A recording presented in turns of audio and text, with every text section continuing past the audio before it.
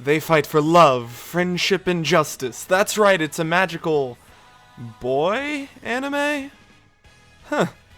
I won't use a number, and today we're looking at Cute High Earth Defense Club Love. さあ、バトルラバーズにラブメイキングです。ラブメ愛する地球を汚す者よ。何をおっしゃいますか、ユーイン先輩。愛する地球って愛なき力に正義はない。君まで。愛こそは全て。まさか言わされているのか。愛に生き、愛に死す。わかったぞ。このこっぱずかしいセリフとポーズはお前の構成の不思議パワーだな。んにゃ、その力は愛。我ら愛の王位継承者。バトルラバーズ。ラブメイキング。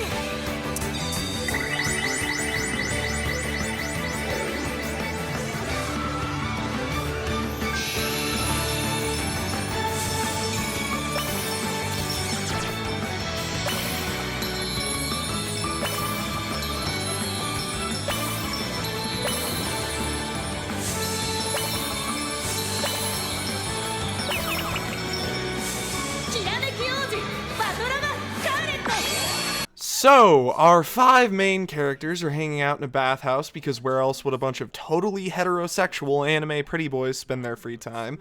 A pink talking wombat, who insists he is not a wombat, tries to recruit them to fight evil aliens after he just shows up in their bath. Despite copious protesting on the part of the boys, it winds up happening anyway because what would this show even be if they didn't magical girl or boy at some point? If you haven't figured it out yet, this show is a parody of the magical girl genre, but it's the kind of parody that doesn't just make jokes for the sake of getting laughs. It's a commentary on what's silly and odd about magical girl stuff, but it maintains a sort of reverence at the same time and tells its own fairly engaging story to boot.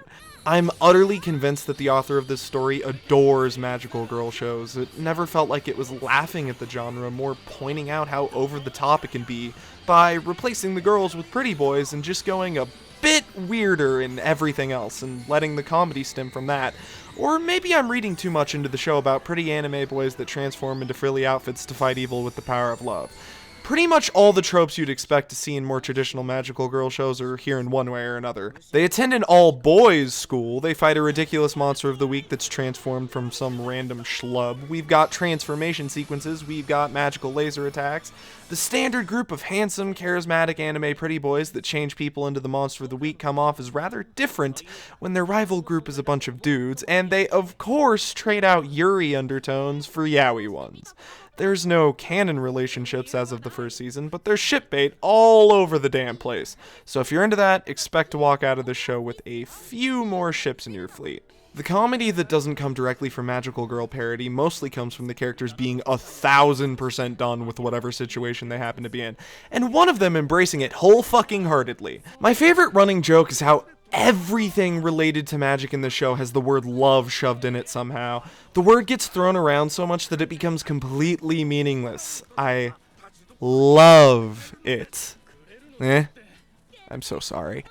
Some of the characters could have been a bit more complex, though at the same time their simplicity plays into the comedic aspect of the show, and there's enough variety in the situations that the characters face that it's forgivable at least. And it kinda makes sense for a show that generally goes for comedic scenes rather than serious ones. They are more than just single-tone gag characters, but there could have been more to them. There are a handful of serious moments, and I found myself getting genuinely into the plot of the show as the first season reached its climax, but I'm not sure how to feel about the plot twist near the end of the first season. I won't specifically spoil what happens considering it's one of the 2 things that are spoilable, but I will say that I could very well see the balance of comedy and seriousness shifting dramatically in either direction depending on how that specific twist is handled going forward.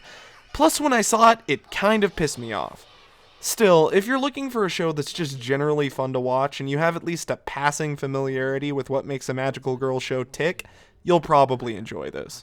Cute High Earth Defense Club Love has 12 episodes in its first season, with a second season starting up in July.